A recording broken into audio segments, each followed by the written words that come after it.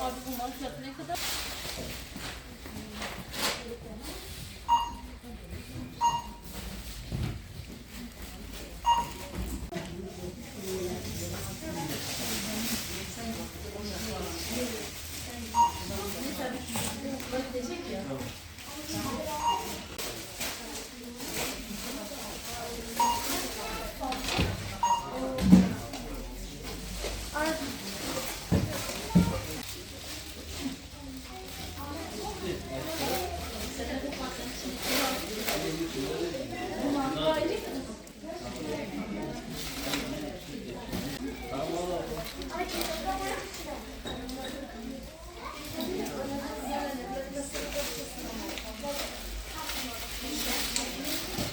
Umut Kervanı olarak Van'da sosyal marketimizde Nisan ayı dağıtımlarımızı gerçekleştirdik.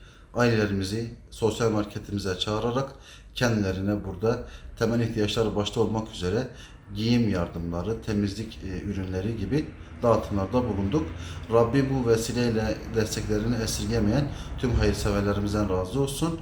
Nisan ayında kıymetli hayırseverlerimizin aracılığıyla 350 tane ailemize sosyal marketimizde yardımda bulunduk. Allah hepsinden razı olsun inşallah.